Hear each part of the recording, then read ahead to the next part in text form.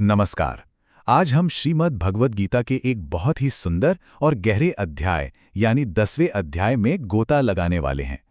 इसे विभूति योग भी कहते हैं, मतलब ईश्वर के ऐश्वर्य का योग।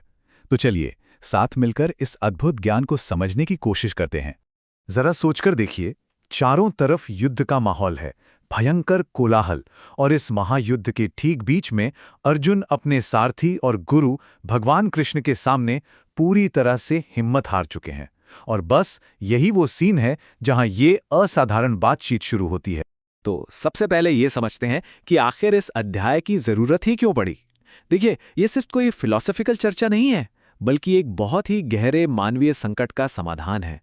अर्जुन की हालत ये है कि वो अपने ही परिवार वालों और गुरुओं के खिलाफ लड़ने के विचार से ही कांप रहे हैं। वो हताश हैं।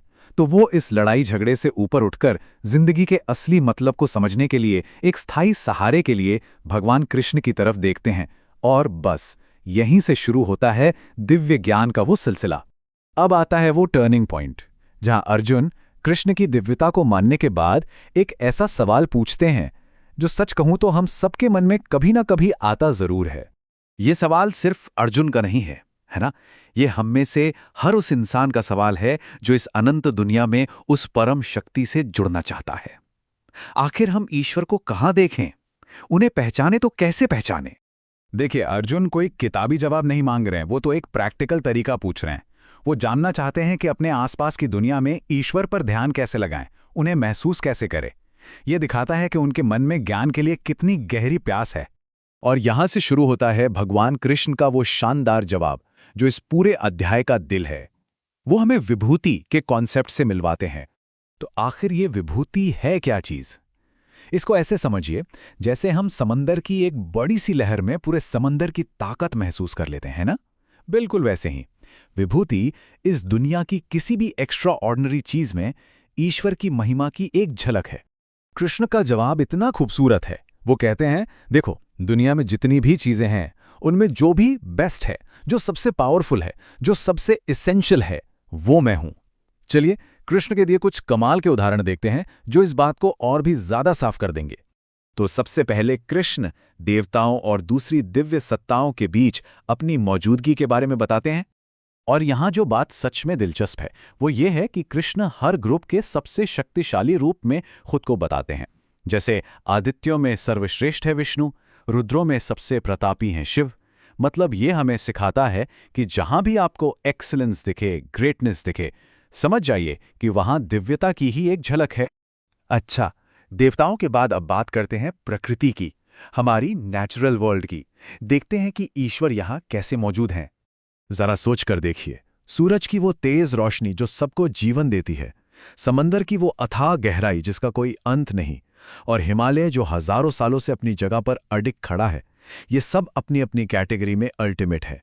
इन पावरफुल एग्जाम्पल से कृष्ण इस गहरे कॉन्सेप्ट को हमारे लिए रियल और टैंजिबल बना रहे हैं। लेकिन बात यहीं खत्म नहीं होती। कृष्ण अब और भी डीप जाते हैं। वो उन चीजों की बात करते हैं जिन्हें हम छू नहीं सकते, देख नहीं सकते, मतलब एब्स्ट्रैक्ट आइडियाज की। ये बात सच में बहुत गहरी है। कृष्ण सिर्फ चीजों में नहीं है, वो तो खुद टाइम है, शुरुआत भी, बीच भी और अंत भी। वो हर आवाज, हर शब्द की शुरुआत है, अक्षर। और सबसे बड़ी बात, हमारी इंद्रियों में वो मन है, हमारी कॉन्शियसनेस का सेंटर। तो इसका मतलब क्या हुआ?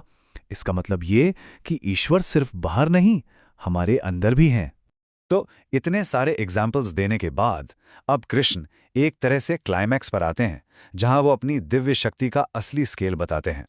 और अब आता है वो मोमेंट जो सही में पूरा पर्सपेक्टिव बदल देता है। कृष्ण कहते हैं, अर्जुन, ये जो इतनी लंबी लिस्ट मैंने तुम्हें बताई है ना, ये तो मेरे असली ऐश्वर्य का बस एक छोटा सा, बहुत ही छोटा सा हिस्सा है। मेरी असली महिमा तो इन्फिनिट है, अनंत है।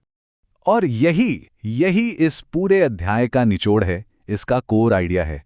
इसका मतलब है कि इस दुनिया में जो कुछ भी असाधारण रूप से शक्तिशाली, सुंदर या शानदार है, उसे उसी परम तेज की एक चिंगारी समझना चाहिए। फिर चाहे वो किसी आर्टिस्ट की इनक्रेडिबल पेंटिंग हो, किसी साइंटिस्ट की ग्राउंड ब्रेकिंग डिस्कवरी हो, या किसी इंसान की हिम्मत। एक्सेलेंस का हर फॉर्म उसी डिवाइन लाइट का एक स्पार्क है। तो सवाल ये उठता है कि इस हजारों साल पुराने ज्ञान का आज हमारी लाइफ में क्या रेलेवेंस है, हम इसे अपनी डेली लाइफ में कैसे अप्लाई कर सकते हैं। देखिए, विभूति योग का पॉइंट ये नहीं है कि हम कृष्ण की बताई पूरी लिस्ट याद कर लें। असली पॉइंट है अपने देखने का तरीका बदलना, अपना नज़रिया बदलना। ये एक तरह की मेंटल ट्रेनिंग है, एक प्रैक्टिस है, ताकि हम हर जगह, हर चीज़ में उस डिवाइन प्रेजेंस को फील कर सकें। और ये प्रैक्टिस असल में बहुत सिंपल है। अपनी डेली लाइफ में जब भी कुछ अमेजिंग दिखे, चाहे वो किसी सिंगर की आवाज़ हो, किसी डॉक्टर का हुनर हो, या बस किसी की छोटी सी काइंडनेस हो, तो बस 1 सेकंड के लिए रुकिए, उसे अप्रिशिएट कीजिए और ये रियलाइज कीजिए कि ये जो ग्रेटनेस है, ये उसी एक डिवाइन सोर्स से आ रही है। तो चलिए, इस विचार को अपने साथ लेकर चलते हैं। अगली बार जब कोई खूबसूरत सनसेट देखें, कोई दिल को छू लेने वाला गाना सुने या किसी को कुछ कमाल का करते हुए देखें, तो बस एक पल रुकिएगा और उसमें उस दिव्य चिंगारी को, उस डिवाइन स्पार्क को पहचानने की कोशिश कीजिएगा। सच मानिए, विभूति योग की असली प्रैक्टिस यही है।